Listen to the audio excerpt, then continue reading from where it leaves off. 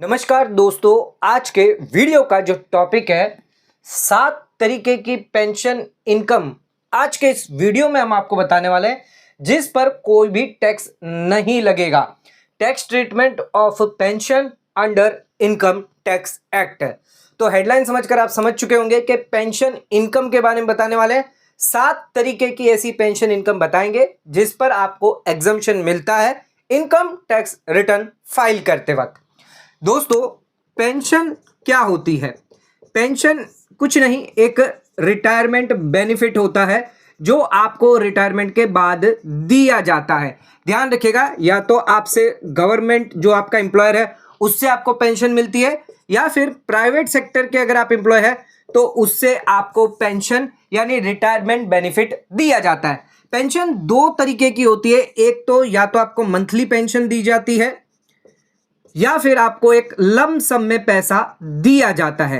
ध्यान रखिएगा, या तो आपको मंथली या लम सम में पैसा दे दिया जाता है। यानी एक मुट्ठी मान के चलिए 5 लाख रुपए सीधे सीधे आपको दे दिए गए, तो ये आपका हो गया कम्यूटेड पेंशन। इसको हम कहते हैं कम्यूटेड पेंशन। दूसरा होता है अनकम्यूटेड पेंशन, यानी मंथली मान लीजिए मंथली 10,000 रुपए पर मंथ आपको पेंशन मिलती रहती है। अब पेंशन किनको मिलती है ये भी जरूरी है। तो पेंशन यहां पर मिलती है एक तो एम्प्लॉय खुद को, यानी आपको सेल्फ को मिलती है, या एक मिलती है आपको फैमिली पेंशन। 2 तरह की पेंशन यहां पर दी जाती है। एक तो अगर आपकी डेथ नहीं हुई है तो उस केस में एम्प्लॉय को पेंशन दी जाती है। अगर किसी कारणवश डेथ हो जाती है तो उस केस में फैमिली को पेंशन दी जाती है, जिसको हम कहते हैं फैमिली पेंशन। एम्प्लॉय को जो पेंशन मिलती है ये टैक्सेबल होती है आपके सैलरी हेड के अंदर। फैमिली पेंशन जो मिलती है वो होती है आपके इनकम फ्रॉम अदर सोर्सेज के हेड में। ध्यान रखिएगा, जो भी सैलरी आपको मिल रही है यानी जो भी पेंशन आप सैलरी हेड में करेंगे इस पर आपका टीडीएस डिडक्ट होता है सेक्शन 192 के तहत। लेकिन फैमिली पेंशन पर कोई भी टीडीएस डिडक्ट नहीं होता है, क्योंकि यहां पर कोई भी एम्प्लॉयर और एम्प्लॉय रिलेशन नहीं है, जिस वजह से फैमिली पेंशन पर कभी भी यहां पर टीडीएस डिडक्ट नहीं होता। लेकिन अगर एम्प्लॉय पेंशन ले रहा है, सैलरी ले रहा है, तो उसे हम सैलरी हेड में गिनेंगे पेंशन को, और वहां पर 192 के तहत आपका टीडीएस डिडक्ट होगा। अब बात करते हैं यहां पर टैक्सेबिलिटी की। तो यहां पर बेसिक एग्जम्पशन लिमिट जो है वो देखी जाती है। ओल्ड रिजिम है तो उस केस में 3 लाख या फिर 5 लाख आपकी बेसिक एग्जम्पशन लिमिट होती है। रिबेट की बात करें तो 5 लाख प्लस आपको यहां पर 50,000 स्टैंडर्ड डिडक्शन मिल जाता है, तो उस केस में मैक्सिमम 5,50,000 तक आपको टैक्स की छूट मिलती है। इससे ऊपर अगर आपको पेंशन मिल रही है तो उस केस में टैक्सेबिलिटी आ जाती है। न्यू टैक्स रिजिम की बात करें तो वहां पर 4 लाख का बेसिक एग्जम्पशन है, प्लस 8 लाख का आपको रिबेट मिल जाता है, यानी टोटल 12 लाख प्लस 75,000 रुपया न्यू टैक्स रिजिम में स्टैंडर्ड डिडक्शन मिल जाता है। तो यहां पर 12,75,000 के ऊपर अगर आपकी पेंशन है तब आपके लिए टैक्सेबिलिटी आती है। 12,75,000 तक न्यू टैक्स रिजिम में बिल्कुल भी टैक्स आपको नहीं लगेगा।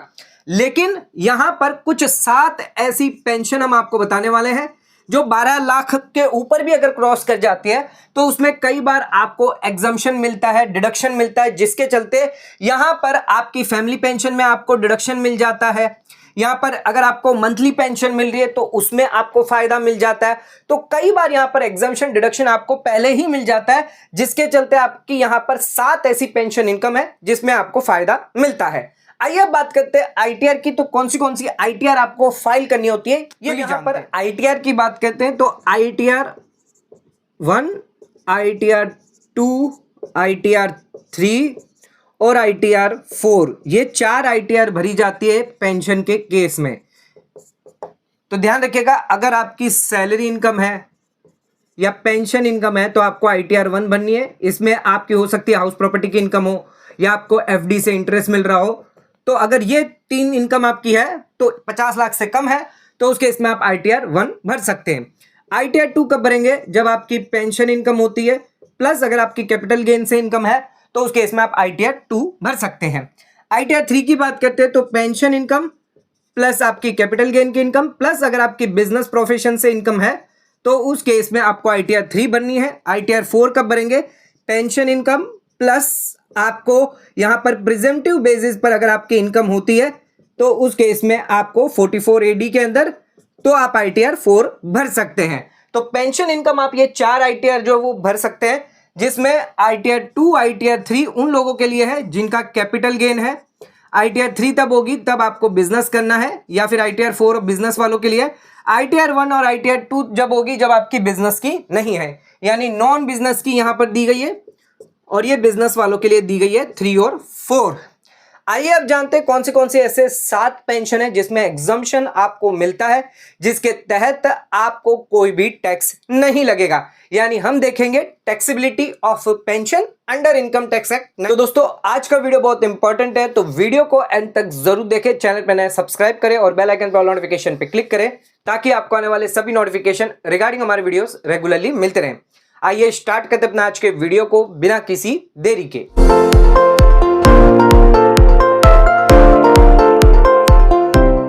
आइए स्टार्ट करते अपने आज के वीडियो को और बात करते हैं 7 ऐसी पेंशन जिसमें एग्जम्पशन आपको दिया जाता है। सबसे पहले बात करते हैं पेंशन अगर आपने रिसीव करी है, जो भी रिसिपिएंट है यानी जो पेंशन रिसीव कर रहा है, गैलेंट्री अवार्ड, अगर गैलेंट्री अवार्ड अगर आपको मिला है तो उस केस में आपको एग्जम्पशन दिया जाएगा। ध्यान रखिएगा, गैलेंट्री अवार्ड का मतलब है यानी क्या पेंशन आपने, कौन सी इनकम पेंशन अगर आपने रिसीव करी है, यानी अवार्ड अगर आपने रिसीव किया है, परमवीर चक्र, परमवीर चक्र या फिर वीर चक्र, महावीर चक्र या फिर कोई अदर गैलेंट्री अवार्ड अगर आपने रिसीव किया है, तो उस केस में ध्यान रखिएगा जिसने भी रिसीव किया है, अगर वो एम्प्लॉय है यानी जो भी इंडिविजुअल है, जो भी एम्प्लॉय है, जो भी इंडिविजुअल है, सेंट्रल गवर्नमेंट या फिर स्टेट गवर्नमेंट का एम्प्लॉय है, ध्यान रखिएगा ये जो भी परमवीर चक्र वीर चक्र है ये नोटिफाइड किया जाना चाहिए सेंट्रल गवर्नमेंट द्वारा। एंड एम्प्लॉय कौन होगा? सेंट्रल गवर्नमेंट स्टेट गवर्नमेंट का एम्प्लॉय है जिसने ये परमवीर चक्र ये पेंशन जो है वो इनकम रिसीव करी है, तो उस केस में एग्जम्पशन मिलेगा। जो भी इनकम जनरेट हुई है, जो भी परमवीर चक्र उनको मिले हैं, इस पर कोई भी टैक्स नहीं लगेगा। दोनों ही टैक्स रिजिम में, चाहे ओल्ड हो या न्यू हो, दोनों ही रिजिम में आपको इसमें फायदा दिया जाएगा। अगर किसी कारणवश उस एम्प्लॉय की डेथ हो जाती है तो उस केस में उसकी फैमिली को जो है वो पेंशन दी जाएगी, यानी ये अवार्ड दिए जाएंगे जो भी फैमिली मेंबर्स हैं, तो उस केस में भी यहां पर एग्जम्पशन अलाउ किया जाएगा। तो फैमिली मेंबर्स को भी अगर दिया जा रहा है तो भी यहां पर एग्जम्पशन दिया जाएगा। अब फैमिली में कौन कौन हो सकता है? स्पाउस हो सकती है, चाइल्ड हो सकता है, पेरेंट्स हो सकते हैं, ब्रदर या फिर सिस्टर हो सकते हैं। अगर इनको भी यहां पर गैलेंट्री अवार्ड अगर मिले हैं, परमवीर चक्र, वीर चक्र, महावीर चक्र, अदर गैलेंट्री अवार्ड, तो उस केस में जो भी इनकम यहां पर हो रही है, पेंशन जो भी यहां पर रिसीव की जा रही है, वो यहां पर इनकम टैक्स के तहत एग्जेम्प्ट होगी। ध्यान रखिएगा, एम्प्लॉय के लिए भी, अगर इंडिविजुअल खुद अगर रिसीव करता है तो उसके लिए भी एग्जेम्प्ट है। फैमिली का कोई मेंबर अगर रिसीव करता है, एम्प्लॉय की डेथ हो जाती है, तो भी यहां पर एग्जम्पशन दिया जाएगा। आ जाते हैं अब अपने सेकेंड पॉइंट पे। तो ध्यान रखिएगा, अगर आप आर्म्ड फोर्सेस से जुड़े हुए हैं, यानी कि आप नेवल से, नेवी से, मिलिट्री से या फिर एयर फोर्सेस से, और अगर आपके ड्यूटी करते वक्त, सर्विस करते वक्त या ड्यूटी करते वक्त आपको डिसेबिलिटी हो जाती है, तो उस केस में यहां पर अगर आपको डिसेबिलिटी जो पेंशन है वो यहां पर दी जाती है। जो भी डिसेबल्ड पर्सन है, जो भी डिसेबल पर्सन है, जैसे कि नेवल से है, मिलिट्री से है या फिर एयर फोर्सेस से है, तो जो भी डिसेबिलिटी पेंशन आपको दी जाती है जो भी डिसेबल्ड पर्सन के लिए, तो उस केस में यहां पर आपको एग्जम्पशन दिया जाता है इनकम टैक्स में। यहां पर टैक्स लायबिलिटी नहीं आती। तो जो भी पेंशन यहां पर दी जा रही है, डिसेबिलिटी पेंशन यहां पर मिल रही है आर्म्ड फोर्सेस वालों को, जो नेवल से है, मिलिट्री से है या एयर फोर्सेस से है, उनकी सर्विस डिसेबल कर दी गई है ड्यू टू उनकी डिसेबिलिटी की वजह से, इनवैलिडेट कर दी गई है, तो उस केस में यहां पर एग्जम्पशन दिया जाएगा। लेकिन ध्यान रखिएगा, अगर यहां पर रिटायरमेंट ले लिया है, रिटायरमेंट हो गया है सुपर एन्युएशन के साथ, तो उस केस में, या फिर अदरवाइज अदर कोई रीजन के साथ, तो उस केस में एग्जम्पशन नहीं दिया जाएगा। रिटायरमेंट हुआ है सुपरएनुएशन के साथ, डिसेबिलिटी के केस में, यहां पर आर्म्ड फोर्सेस में है, तो उस केस में एग्जम्पशन आपको नहीं मिलेगा। लेकिन अगर इनवैलिडेट हो गई है, जो सर्विस है वो इनवैलिडेट हो गई है ड्यू टू डिसेबिलिटी की वजह से, नेवल से, मिलिट्री से, एयर फोर्सेस है, तो उस केस में आपको एग्जम्पशन अलाउ किया जाएगा। आ जाते हैं अपने तीसरे पॉइंट पे। तो अगर कोई भी फंड सेटअप किया गया है, फंड यहां पर सेटअप किया गया है या तो LIC ऑफ इंडिया द्वारा या कोई अदर इंश्योरर द्वारा, ध्यान रखिएगा, अगर कोई फंड सेटअप किया गया है और ये फंड जो है वो अप्रूव्ड होना चाहिए IRDA द्वारा या फिर कंट्रोलर ऑफ इंश्योरेंस द्वारा।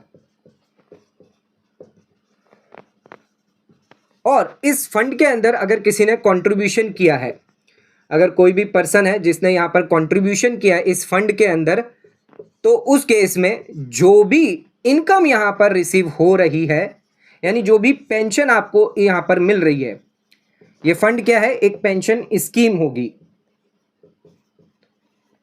तो यहां पर फंड सेटअप किया है LIC ऑफ इंडिया द्वारा या अदर इंश्योरेंस द्वारा, जो अप्रूव्ड होगा IRDA द्वारा, एंड इसके अंदर कोई कंट्रीब्यूशन किया गया है किसी भी पर्सन द्वारा, तो उस केस में एक टाइम पीरियड के बाद यहां पर जो भी पेंशन आपको मिल रही है, जो भी इनकम आपको मिल रही है, वो हो जाएगी आपके लिए एग्जेम्प्ट, यानी यहां पर टैक्स आपको नहीं लगेगा।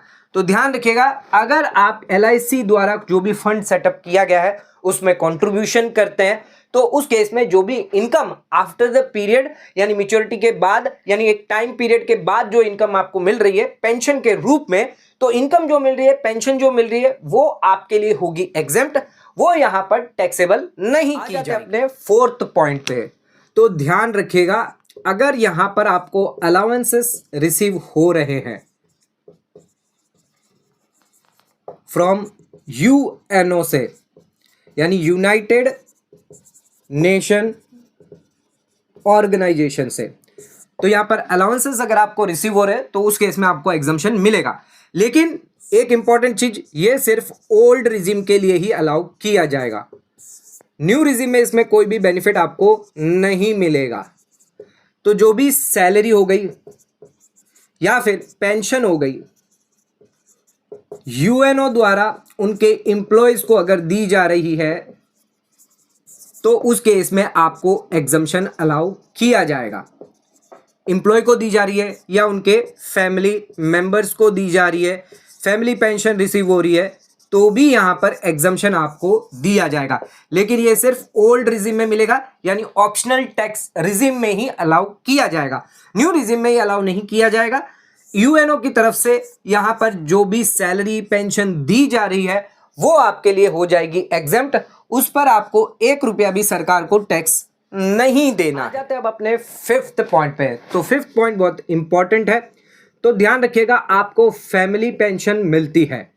अगर किसी एम्प्लॉय की डेथ हो जाती है तो उस केस में उनके जो फैमिली मेंबर्स हैं उनको यहां पर पेंशन दी जाती है। अब फैमिली पेंशन के अलग अलग तरीके हैं। एक तरीका है जो आप आर्म्ड फोर्सेस को, हमने बताया था कि आर्म्ड फोर्सेस है उनको फैमिली पेंशन दी जाती है। आर्म्ड फोर्सेस के अलावा UNO की तरफ से आपको फैमिली पेंशन दी जाती है। गैलेंट्री अवार्ड हो गए, उनकी तरफ से आपको फैमिली पेंशन दी जाती है। तो ये जो भी फैमिली पेंशन दी जाती है ये आपके लिए हो जाती है एग्जेम्प्ट। इनके अलावा भी यहां पर अगर कोई फैमिली पेंशन मिल रही है तो उस केस में भी फैमिली पेंशन आपको दी जाएगी, वो आपके लिए टैक्सेबल होगी under section 56 income from other source में। तो इनकम फ्रॉम अदर सोर्सेस में यहां पर इनके अलावा armed forces, UNO, gallantry award द्वारा, इनके अलावा अगर कोई फैमिली पेंशन मिल रही है एम्प्लॉय के डेथ के बाद तो वो आपके लिए टैक्सेबल हो जाएगी। लेकिन यहां पर आपको डिडक्शन अलाउ किया जाता है, डिडक्शन अंडर सेक्शन 57 के तहत। तो कितना डिडक्शन यहां पर आपको मिलता है, तो ध्यान रखिएगा 1/3 या फिर हम इसको कहेंगे 33.33% और 25,000 रुपये। न्यू रिजिम है तो 25,000 रुपये, और अगर ओल्ड रिजिम है तो उसके इसमें 15,000 रुपये। एक एग्जांपल देख लें, अगर आपको फैमिली पेंशन मिल रही है 1 लाख रुपए की, तो उस केस में आपको कितना यहां पर डिडक्शन एग्जम्पशन मिल जाएगा। तो 1 लाख पर अगर 33% गिने तो 33,333 होती है, या फिर न्यू टैक्स रिजीम अगर है तो 25,000, विच एवर इज लोअर। तो 25,000 का बेनिफिट यहां पर आपको मिल जाता है। 75,000 रुपए जो है वो आपके लिए टैक्सेबल हो जाएंगे। तो ध्यान रखिएगा, यहां पर ओल्ड रिजीम है तो 15,000 का बेनिफिट मिलता, न्यू रिजीम है तो इस केस में 25,000 रुपए तक का बेनिफिट मिलेगा। 75,000 रुपए आपके लिए टैक्सेबल हो जाएगी। लेकिन अगर आर्म्ड फोर्सेस से मिल रही है, यूएनएफ से मिल रही है, गैलेंट्री मिल रही है, तो पूरा का पूरा 1 लाख रुपया आपके लिए एग्जेम्प्ट किया जाएगा, चाहे वो ओल्ड रिजीम हो या फिर न्यू रिजीम हो। आ जाते हैं अब अपने 6th पॉइंट पे। तो 6th पॉइंट हमारा है, अगर आप कंट्रीब्यूशन करते हैं नोटिफाइड पेंशन स्कीम में तो उस केस में आपको डिडक्शन अलाउ किया जाता है। ध्यान रखिएगा, सेंट्रल गवर्नमेंट द्वारा अटल पेंशन योजना यहां पर दी गई है। अगर इस नोटिफाइड पेंशन स्कीम में आप निवेश करते हैं तो उस केस में आपको सेक्शन 80CC(D) के तहत बेनिफिट फायदा दिया जाता है, यानी डिडक्शन यहां पर अलाउ किया जाएगा जो भी आपकी ग्रॉस टोटल इनकम होगी। अब यहां पर 3 सेक्शन दिए गए हैं। सबसे पहला है सेक्शन 80CC(D) सबसेक्शन 1, वो बात करता है एम्प्लॉय कंट्रीब्यूशन की। तो अगर कोई एम्प्लॉय कंट्रीब्यूशन करना चाहता है पेंशन स्कीम के अंदर तो वो कर सकता है 80CC(D) सबसेक्शन 1 के तहत। तो कितना यहां पे करना है, अगर आप सेंट्रल गवर्नमेंट के एम्प्लॉय हैं, स्टेट गवर्नमेंट के एम्प्लॉय हैं या अदर कोई एम्प्लॉयर के एम्प्लॉय है तो उस केस में आप 10% ऑफ सैलरी कर सकते हैं। इसके अलावा अगर कोई अदर इंडिविजुअल है तो उस केस में 20% ऑफ ग्रॉस टोटल इनकम के अगर कंट्रीब्यूशन करेगा तो उसे बेनिफिट यानी डिडक्शन दिया जाएगा। यहां पर 80CC(D)(1) के अंदर जो बेनिफिट मिल रहा है वो 1.5 लाख रुपए तक आप डिडक्शन क्लेम कर सकते हैं। यह सिर्फ ओल्ड टैक्स रिजीम के लिए रहेगा। ध्यान रखिएगा, ये 1.5 लाख रुपया इकलौता यही सेक्शन नहीं लेगा, इसके साथ साथ 2 सेक्शन और जुड़े हैं। 80C जो हम बात करते हैं LIC या PPF में निवेश करते हैं, इसी के साथ 80CCC कुछ सर्टेन पेंशन फंड होते हैं जिसके अंदर कंट्रीब्यूशन अगर आप करते हैं तो इन 3 सेक्शन को मिलाकर, साथ में 80CC(D) सबसेक्शन 1, इन 3 सेक्शन को मिलाकर बनता है 80CCE, जिसमें एग्रीगेट डिडक्शन आप ले सकते हैं 1.5 लाख रुपए का। यानी अगर आपने 80C में अगर 1.5 लाख का ले लिया तो उस केस में आपको 80CC(D)(1) में 1.5 लाख का बेनिफिट नहीं दिया जाएगा। तो ध्यान रखिएगा, ये 1.5 लाख का बेनिफिट तीनों सेक्शन को मिलाकर किया जाता है।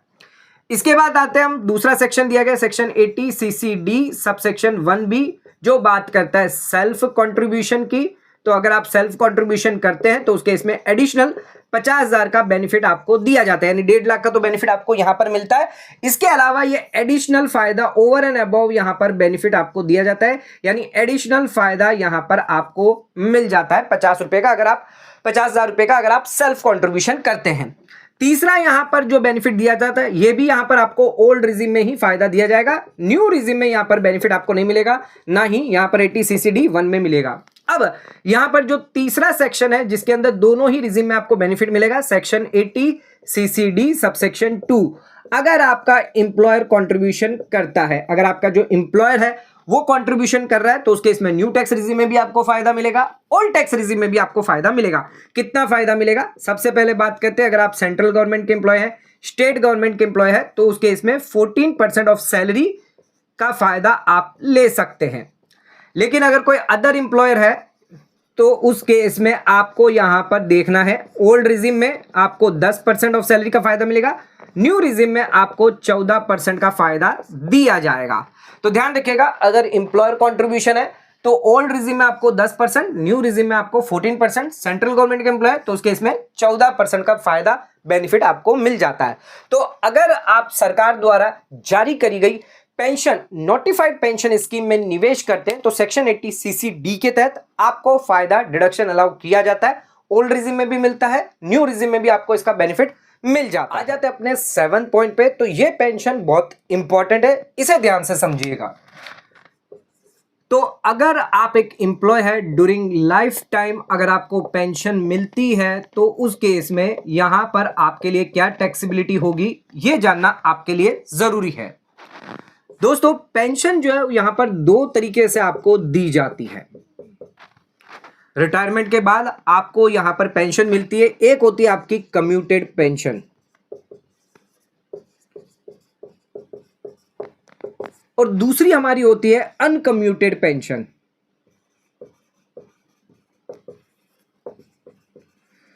सबसे पहले बात करते हैं अनकम्यूटेड पेंशन के बारे में। अनकम्यूटेड पेंशन यानी आपको पीरियडिकली ये पेंशन दी जाती है। हो सकता है आपको मंथली पेंशन दी जा रही हो, क्वार्टरली दी जा रही हो, तो पीरियडिकली जो पेंशन आपको मिल रही है उसे हम कहते हैं अनकम्यूटेड पेंशन।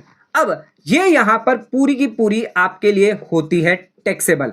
यहां पर कोई भी आपको एग्जम्पशन जो वो अलाउ नहीं किया जाता अगर मंथली पेंशन आपको मिल रही है, चाहे आप गवर्नमेंट इंप्लॉय हो या फिर आप नॉन गवर्नमेंट, यानी कि अगर आप प्राइवेट सेक्टर से जुड़े इंप्लॉय क्यों ना हो, अनकम्यूटेड पेंशन अगर आपको मिल रही है तो वो आपके लिए हो जाएगी टैक्सेबल।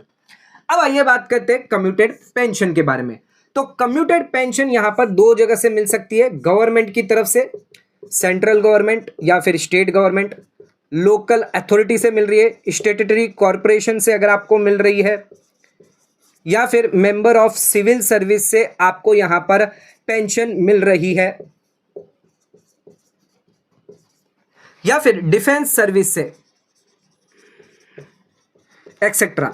गवर्नमेंट की तरफ से आपको यहां पर कम्यूटेड पेंशन का मतलब लमसम पैसा, एक मुट्ठी पैसा, मान के चलिए एक साथ में आपको 5 लाख रुपए मिल गए, 10 लाख रुपए मिल गए, तो यहां पर लमसम पैसा यानी कम्यूटेड पेंशन आपको मिल रही है, गवर्नमेंट की तरफ से मिल रही है, तो पूरी की पूरी हो जाएगी आपके लिए एग्जेम्प्ट। यहां पर कोई भी आपको टैक्स सरकार को नहीं देना है। लेकिन अगर आपको प्राइवेट सेक्टर या अदर इंप्लॉयर से मिल रही है, प्राइवेट सेक्टर या अदर इंप्लॉयर से अगर आपको मिल रही है, तो उस केस में आपको दो बातों का ध्यान रखना। पहला, क्या ये ग्रेच्युटी के साथ मिल रही है, यानी विथ ग्रेच्युटी मिल रही है या फिर विदाउट ग्रेच्युटी। तो यहां पर कैलकुलेशन जो है कुछ चेंज हो जाएगा। यहां पर आपको एग्जम्पशन तो मिलेगा, लेकिन कितना मिलेगा, अगर विथ ग्रेच्युटी के साथ मिल रही है तो 1/3 ही आपको एग्जम्पशन दिया जाएगा। कितना एग्जम्पशन दिया जाएगा आपको? 1/3। विदाउट ग्रेच्युटी है तो आधा यानी 50% एग्जम्पशन आपको मिल जाएगा। 1/3 मल्टीप्लाई बाय जो भी कम्यूटेड पेंशन आपको मिल रही है, यहां पर आपको कैलकुलेट करना होगा परसेंटेज ऑफ कम्यूटेशन। तो यहां पर फॉर्मूला दिया गया है जिसके तहत हम कैलकुलेट करेंगे, एक एग्जांपल देखेंगे। 1/3 आपको मिलेगी, ध्यान रखना है, अगर आपकी ग्रेच्युटी के साथ आपको कम्यूटेड पेंशन मिल रही है। अगर विदाउट ग्रेच्युटी मिल रही है तो उस केस में 50% यानी 1/3, यहां पर 1/2 एग्जम्पशन आपको मिलेगा। आइए एक एग्जांपल के थ्रू समझाते हैं तो आपको और यहां पर समझ में आएगा कि कैसे यहां पर आपको टैक्सेबिलिटी एग्जम्पशन मिलेगा कम्यूटेड अनकम्यूटेड पेंशन। आ जाते हैं अब अपने एग्जाम्पल पर। तो यहां पर सागर है जो रिटायर्ड हुए हैं 1 अक्टूबर 2024 को, और उन्होंने मंथली यहां पर यानी अनकम्यूटेड पेंशन रिसीव करी है 5000 पर मंथ। हमें यहां पर कैलकुलेट करना फाइनेंशियल ईयर 24-25 में कितनी पेंशन उन्हें मिली है और कितना उन्हें एग्जम्पशन और टैक्सेबिलिटी होने वाली है। तो पर मंथ हमने आपको बताया था, अगर आपको पर मंथ पेंशन मिल रही है यानी ये हो जाएगी आपकी अनकम्यूटेड पेंशन, जो आपके लिए टैक्सेबल होती है, चाहे आप गवर्नमेंट इंप्लॉय हो या फिर आप प्राइवेट सेक्टर के इंप्लॉय क्यों ना हो, ये आपके लिए पूरी की पूरी हो जाएगी टैक्सेबल। लेकिन यहां पर सागर ने 1 फरवरी को क्या किया है, अपनी जो पेंशन मिल रही थी उसको कम्यूटेड में कन्वर्ट कर दिया है 60%, जिसमें उन्होंने 3 लाख रुपए रिसीव किए हैं। तो यहां पर कम्यूटेड पेंशन उनकी है, जो यहां पर आपको एग्जम्पशन मिलेगा 1/3 या 1/2 या 1/3 यहां पर आपको एग्जम्पशन दिया जाएगा। आइए कैलकुलेट करते हैं, अगर सागर गवर्नमेंट इंप्लॉयर के इंप्लॉय हैं तो उस केस में यहां पर अनकम्यूटेड और कम्यूटेड पेंशन कितनी होगी, या फिर प्राइवेट सेक्टर का है तो उस केस में क्या होगी। सबसे पहले बात करते हैं गवर्नमेंट इंप्लॉय। तो यहां पर अनकम्यूटेड पेंशन की बात करते हैं। अगर अनकम्यूटेड पेंशन की बात करें तो यहां पर 5000 रुपए मिल रहे हैं, क्योंकि अक्टूबर से हो रहा है तो 6 महीने हम देखेंगे। तो 5000 यहां पर 4 महीने तक पहले आपको देखना है, क्योंकि फरवरी में यहां पर कम्यूटेशन किया जा रहा है। तो 5000 इंटू 4 मंथ यानी 20,000 रुपए आपके लिए टैक्सेबल होंगे, प्लस 5000 इंटू 2 मंथ फरवरी और मार्च के लिए। यहां पर 40% आपको देखना है, अनकम्यूटेड है क्योंकि 60% ऑलरेडी कम्यूटेड किया जा चुका है। तो यहां पर 4000 रुपये निकल के आता है, तो 24,000 रुपये जो है यहां पर अनकम्यूटेड पेंशन होगी, जो यहां पर हो जाएगी टैक्सेबल। जाएगी टैक्सेबल, क्योंकि गवर्नमेंट एम्प्लॉय हो या नॉन गवर्नमेंट एम्प्लॉय हो, अनकम्यूटेड पेंशन है तो वो आपके लिए होगी टैक्सेबल। अब बात करते हैं कम्यूटेड पेंशन के बारे में।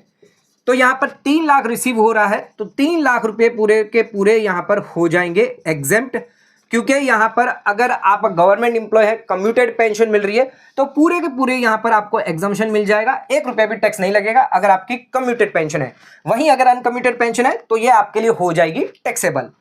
आइए अब बात करते हैं, अगर आप प्राइवेट सेक्टर के एम्प्लॉय हैं, ग्रेच्युटी आपको मिल रही है 5 लाख रुपए की, तो उस केस में अनकम्यूटेड पेंशन हम कैलकुलेट करेंगे। अनकम्यूटेड वही आपकी 24,000 जो यहां पर हमने कैलकुलेट किया था वही यहां पर अनकम्यूटेड हो जाएगा। अब आपको यहां पर कैलकुलेट करना है कम्यूटेड पेंशन। तो कम्यूटेड पेंशन कितनी होगी ये जानना आपके लिए जरूरी है। तो हमने आपको फॉर्मूला बताया था 1/3 इंटू कम्यूटेशन, कम्यूटेड जो भी पेंशन आपको मिल रही है divided by percentage of commutation, यानी जितना भी आपने कम्यूटेशन किया है। तो 1/3 मल्टीप्लाई बाय कितनी कम्यूटेड पेंशन करी आपने, 3 लाख रुपये, और क्या परसेंटेज था 60%। तो यहां पर आपका निकल गया था 1/3 इंटू 5 लाख। तो 1/3 5 लाख का अगर 1/3 करेंगे तो 1,66,667 इतना एग्जम्पशन आपको मिलेगा। यानी आपने 3 लाख का यहां पर लिया था, 3 लाख का आपका यहां पर कम्यूटेड पेंशन था, इसमें 1,66,667 तो 1,33,333 आपके लिए हो जाएगी टैक्सेबल। 24,000 आपका अनकम्यूटेड से और कम्यूटेड से आपका कितना टैक्सेबल होगा, 1,33,000। अब बात करते हैं विदाउट ग्रेच्युटी, अगर आप प्राइवेट सेक्टर के एम्प्लॉय है तो उस केस में आपकी कितनी टैक्सेबिलिटी आएगी। तो यहां पर अनकम्यूटेड अगर विदाउट ग्रेच्युटी है तो अनकम्यूटेड यहां पर सेम रहेगा, 24,000 आपका अनकम्यूटेड रहने वाला है। और कम्यूटेड की अगर बात करें उसमें 1/2 आपको देखना है, मल्टीप्लाई बाय 3 लाख रुपए डिवाइड बाय 60%, यानी 5 लाख का आधा 2.5 लाख रुपए। तो यहां पर आपको 2.5 लाख रुपए तक का बेनिफिट मिल जाएगा, यानी 3 लाख की आपकी जो पेंशन है कम्यूटेड उसमें से 2.5 लाख कम हो जाएंगे, तो 50,000 ही यहां पर आपकी टैक्सेबिलिटी आने वाली है।